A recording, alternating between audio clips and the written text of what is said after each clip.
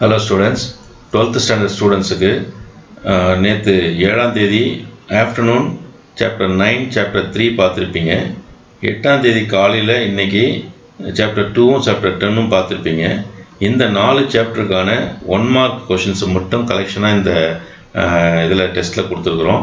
இந்த நீங்கள் அதாவது இது வரைக்கும் எல்லா டெஸ்ட்டையும் ஒர்க் பண்ணீங்க இல்லைன்றதை பற்றி பிரச்சனை கிடையாது. பட் அப்ஜெக்டிவ் டைப் புக் பேக்கில் இருக்கக்கூடிய கொஷினில் நீங்கள் எந்த கொஷினையுமே தப்பு பண்ணக்கூடாது. ஏன்னா அதில் மிஸ்டேக் பண்ணிங்கன்னு சொன்னால் உங்களுக்கு மார்க் லாஸ் ஆகும்.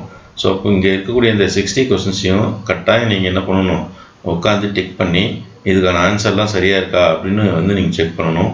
நீங்கள் இந்த 1 மார்க் அப்ஜெக்டிவ் டைப்பை பொறுத்த வரைக்கும் எல்லா கொஷின்லேயும் சரியாக போடணும். சரியாக போட்டு 60 அவுட் ஆஃப் 60 வாங்கிட்டீங்கன்னு சொன்னால் நீங்கள் இந்த புக்குக்கு பின்னாடி கூடிய எல்லா கொஷினையும், இந்த 4 சாப்டர் கூடிய எல்லா கொஷினும் தரவாக பார்த்துருக்கீங்கன்றது ப்ரூவ் ஆகிடும்.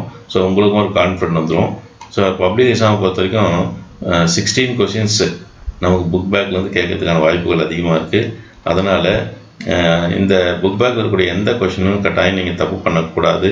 அப்படியே ஒரு வேளை மிஸ்டேக் பண்ணிங்கனாலும் மறுபடியும் நீங்கள் இருக்கக்கூடிய டைமை யூஸ் பண்ணி திரும்ப என்ன பண்ணுங்கள், அதெல்லாம் ஒரு முறைக்கு 2 முறை என்ன மிஸ்டேக். ஏன்னா நான் உங்களை ஏன் இந்த ஆன்சர் டிக் பண்ண சொல்கிறேன்னா, ஆன்சர் தப்பாக இருந்ததுன்னா டிக் பண்ணும்போது சரியான ஆன்சர் என்னன்றது உங்களுக்கு மைண்டில் ஃபிக்ஸ் ஆகிடும். அதனால் இந்த 60 கொஷின்ஸையும் நீங்கள் கட்டாயம் ஒரு முறை ஆன்சர் டிக் பண்ணி செக் பண்ணி பார்த்துக்கோங்க.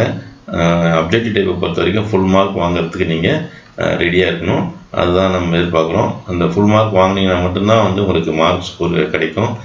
ஸோ நீங்கள் புதுசாக கேட்கக்கூடிய கொஷின்ஸை மைண்டில் வச்சு இந்த கொஷின்ஸை பார்க்காம இருக்க வேண்டாம்.